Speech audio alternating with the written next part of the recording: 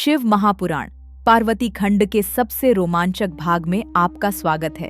पिछले भाग पार्ट 26 में विवाह पक्का हो गया था, लेकिन महादेव तो महादेव हैं। उनकी बारात साधारण कैसे हो सकती है? आज के भाग पार्ट 28 में हम देखेंगे दुनिया की सबसे विचित्र शादी की बारात। एक तरफ देवता सोने के रथों पर थे, तो दूसरी तरफ शिवजी के साथ भूत, प्रेत और पिशाच नाच रहे थे। जब यह डरावनी बारात रानी मैना ने देखी तो उनका क्या हाल हुआ? क्या वे अपनी कोमल बेटी का हाथ इस अघोरी के हाथ में देंगी? आइए देखते हैं भाग 27। विवाह का दिन आया। सभी देवता, गंधर्व और यक्ष सुंदर वस्त्र पहनकर गहनों से सजकर कैलाश पर्वत पर पहुंचे। भगवान विष्णु गरुड्डी पर और इंद्र अपने हाथी पर सवार थे। सभी देवता बहुत सुंदर लग रहे थे। उन्होंने सोचा कि आज दूल्हे राजा शिवजी भी बहुत सुंदर रूप धारण करेंगे, लेकिन कैलाश पर नजारा कुछ और ही था। शिवजी ने रेशमी वस्त्र नहीं बल्कि बाघ की खाल पहनी, शरीर पर चंदन नहीं बल्कि चिता की राख लगाई, गले में फूलों की माला नहीं बल्कि सांपों का हार पहना, और उनका वाहन कोई रथ नहीं बल्कि उनका प्रिय बैल नंदी था। और बाराती कौन थे? भूत, प्रेत, पिशाच, डाकिनी और शाकिनी। कोई बिना सिर का था तो किसी के बहुत सारे सिर थे।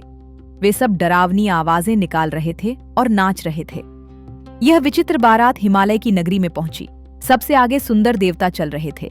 छतों पर खड्डी महिलाएं देवताओं को देखकर खुश हो रही थीं। वे आपस में बात करने लगीं। देखो, ये देवता कितने सुंदर हैं, तो इनका स्वामी कितना सुंदर होगा। लेकिन उन्हें नहीं पता था कि असली दूल्हा तो पीछे आ रहा है।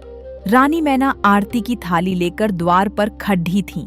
जैसे ही शिवजी की मुख्य बारात वहां पहुंची, रानी मैना की आंखें फटी रह गईं। उन्होंने देखा एक 5 मुंह वाला, 3 आंखों वाला, राख लपेटा हुआ दूल्हा बैल पर बैठा है। उसके चारों तरफ भूत प्रेत चिल्ला रहे हैं। यह दृश्य इतना भयानक था कि रानी मैना के हाथ से आरती की थाली गिर गई। वे डर के मारे कांपने लगीं और वहीं जमीन पर गिर गईं। होश आने पर रानी मैना जोर जोर से रोने लगीं। उन्होंने पार्वती को गले लगा लिया और कहा, हे बेटी, क्या इसी बावले के लिए तूने तपस्या की थी? मैं अपनी फूल सी कोमल बेटी इस भूत पिशाच वाले अघोरी को नहीं दूंगी। भले ही मेरी बेटी कुंवारी रहे या मैं इसे लेकर पर्वत से कूद जाऊं, लेकिन यह विवाह नहीं होगा। रानी मैना ने साफ मना कर दिया। विवाह के मंडप में सन्नाटा छा गया। देवता भी घबरा गए। अब क्या होगा? क्या शिवजी अपना रूप बदलेंगे या बारात वापस जाएगी? यह सुंदर चमत्कार हम देखेंगे शिव महापुराण कथा भाग 28 में। दोस्तों, माता का दिल कोमल होता है, इसलिए रानी मैना शिव के इस रूप को समझ नहीं पाई। अगले भाग में देखिए शिव का सबसे सुंदर रूप, चंद्रशेखर रूप। अगर आपको शिव जी की यह लीला पसंद आई तो लाइक करें और कमेंट में जय भोलेनाथ लिखें। चैनल को सब्सक्राइब जरूर करें। ओम नमः शिवाय।